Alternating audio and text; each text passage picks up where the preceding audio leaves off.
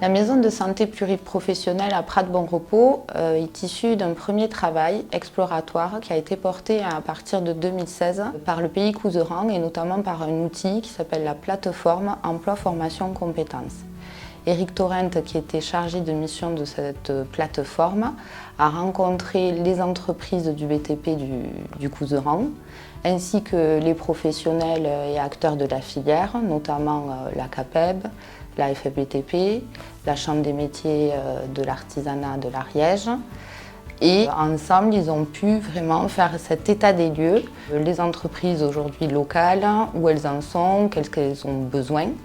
Et tout le champ de l'innovation a été apporté par le lycée Aristide Bergès et notamment Pascal Parent et ses connaissances autour du BIM.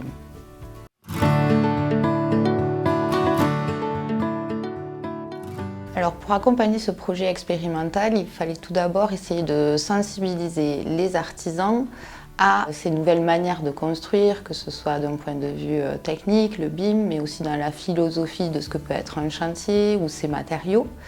Donc ça a été vraiment un premier gros travail de sensibilisation, d'animation sur le territoire avec ce qu'on avait appelé des soirées du bâtiment.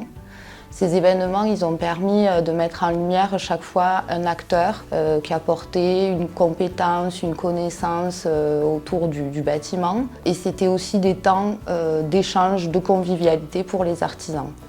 Ce qu'il fallait, en fait, c'était leur donner envie de se lancer dans ce dispositif-là, parce qu'ils ne percevaient pas forcément au départ pour leur très petite entreprise notamment, qu'est-ce que ça pouvait leur apporter. Alors après cette phase de sensibilisation, il a fallu du coup les rassurer en leur donnant un cadre, montrant que ce chantier, il était expérimental mais qu'ils allaient être accompagnés dedans. Là pareil, c'est les partenariats et les collaborations qui ont permis cela. Et puis il fallait leur apporter aussi des premiers pans de formation. Et donc là, on a construit des programmes de formation délocalisés sur le Couserans pour que ce soit le plus simple possible pour que les artisans y viennent, avec les partenaires toujours CAPEB, FFBTP et Chambre des métiers.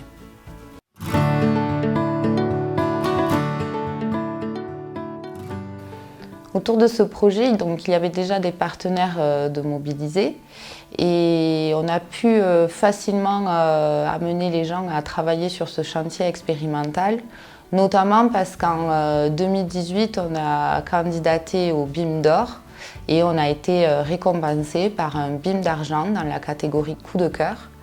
Du coup, avec ce prix national, ça permet de rassurer et de légitimer notre action localement, de lui donner aussi un coup de projecteur et de lumière, parce que c'est des sujets peu connus en Couserans et on va dire dans des territoires comme les nôtres, assez ruraux. Donc ça a renforcé l'ensemble des partenariats.